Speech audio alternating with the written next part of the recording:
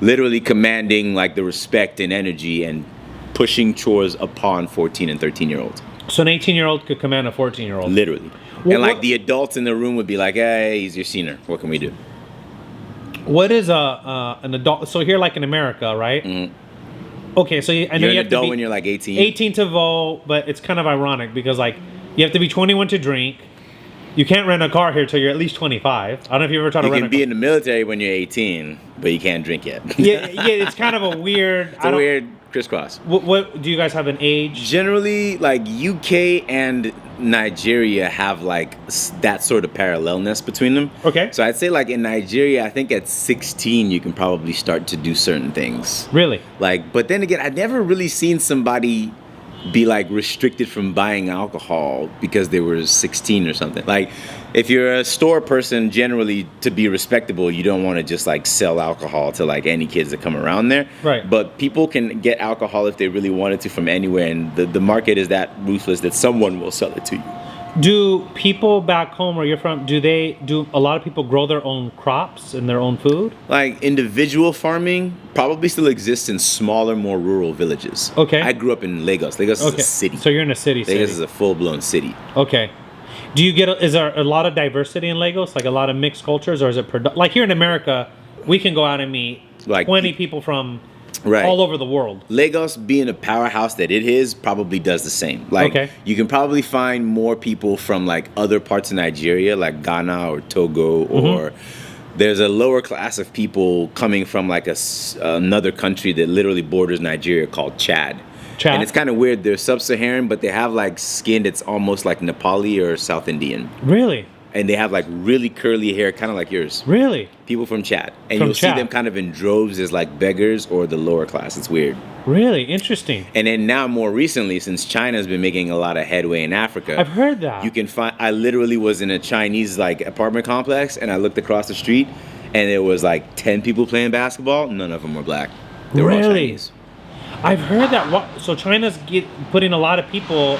China is investing a lot of money into Africa in general. Do you know about like them trying to build the Silk Road 2.0? No, what is that? It's like another massive chain of connection between Africa and like all other countries that are also like influenced by China or directly like respond to China.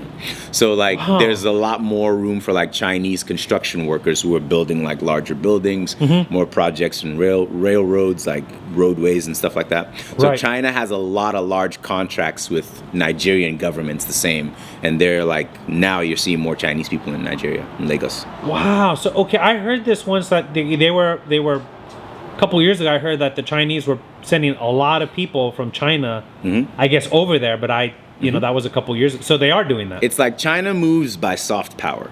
You know, Okay. America moves by like force in a Right. sense. We'll topple your government Right. or undermine it so that we get the guy that we want in charge there. Right. China kind of pulls up with a lot of gifts and says, here is a lot of opportunity to work with us. And then through that, they're almost in there as influence because Nigeria, while it's been independent, has not quite built its own infrastructure Right. strongly. Right. It's one of those countries, like, have you heard of like countries that basically kind of suffer and collapse because they have one major export?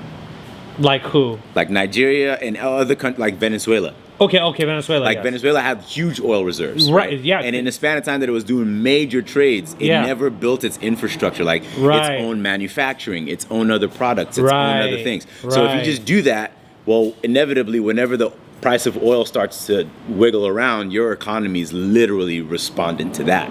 So Nigeria doesn't have the strongest infrastructure. It has infrastructure, but it's not like as strong as it could be.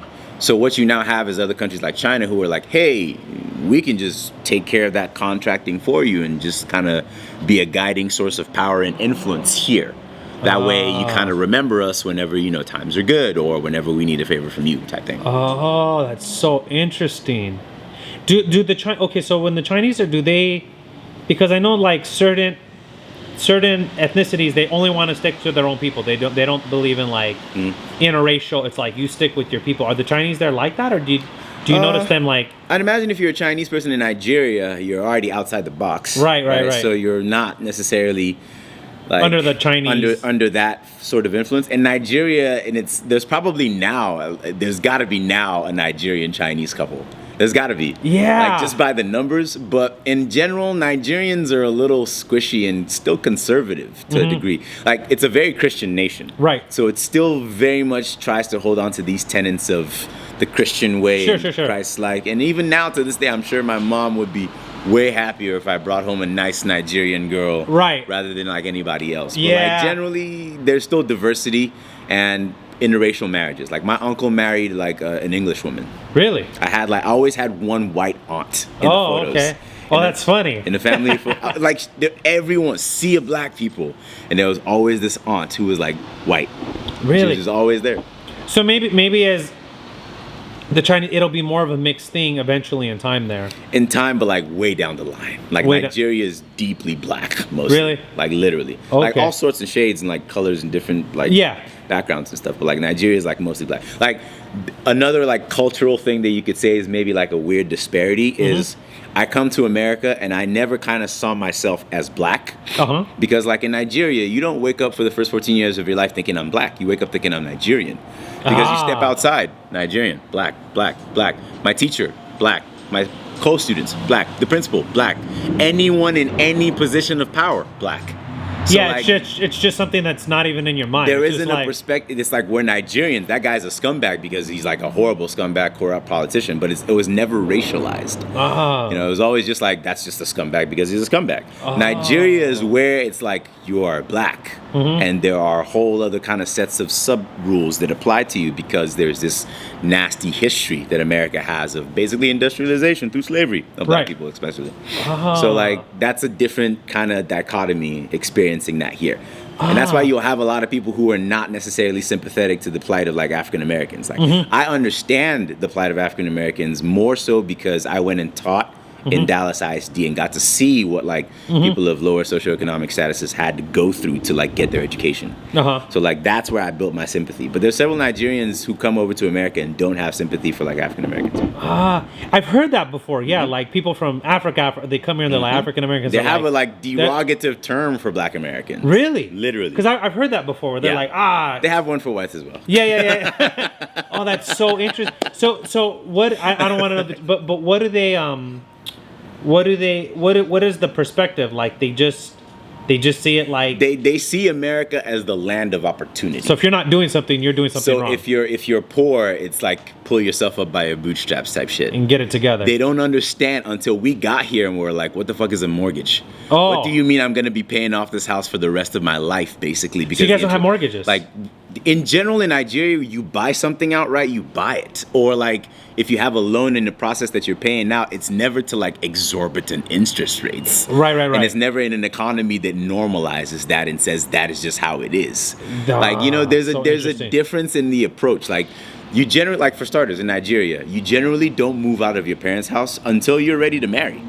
Yeah, over here it's like 18, 19, get out. You want to get out the house. But in Nigeria, like there's people who are in their 30s still living with their mom and dad because it's like, why would you go and get a house If you don't have a wife or a if you don't husband. have a wife? When you're literally like, why would you go and spend that much money when we can just like literally use your help with the bills and live collectively? And you know that your mom's cooking is gonna be like the best that you're gonna have. Yeah, like you know, so like you don't really get motivated to move out of your parents' house until you're ready to take on a wife and marry. And then you start looking for a house, you start looking for a purchaser and a flat or whatever. No, a lot of cultures are like that. Like I have a friend from the Philippines. Yeah, it's you basically stay there till you're ready to marry. But here in America, it's like Very, 18, very- 19, get out, you're Very on your own. independent. Yeah. Very, very independent. But see, I wonder, like you said, if that drives the economy because, like, if more people, let's just say, I'm going to stay with my parents till I'm ready to marry. Dude, it would collapse No, so because- much of the because- housing market. Yeah, because there wouldn't be this need to always buy new homes, right? It'd be like, well, I live at home till I'm ready to get married. Because, like, we're in our 30s. If you met a girl here and told her, oh, I don't have a house, I'd be like, ew, what's wrong with you? You It's know? like you're but, not- But in other cultures, it'd be like, that's It's normal. Wow, what an interesting. Mm-hmm. How long is a flight from here? We're in Los Angeles. How long would it take us from To here? Nigeria, at least 24 hours. Wow, a Like, whole- oh yeah, a whole Wow. day. You're in the air for like a whole day. Like generally, the last time I flew back to Nigeria, you would fly from Texas to Atlanta. Okay. And then you would do a straight shot from Atlanta to Lagos. That Really? existed. Before that, you could do Texas to, I think, Heathrow in London. Okay. And then you would do London to Nigeria. What? Wait, there's a straight shot from Atlanta to Lagos? Really? They still have it? Mhm. And that you said is 24 hours? That is at least 18. 18 Like, hours just straight in a plane. Straight in the plane. Like you sleep You wake up and you're still on the plane, and you could probably sleep again because of like where the sun is and what time you flew. Yeah, But that's like, it's like a long, like you're in the plane for hours and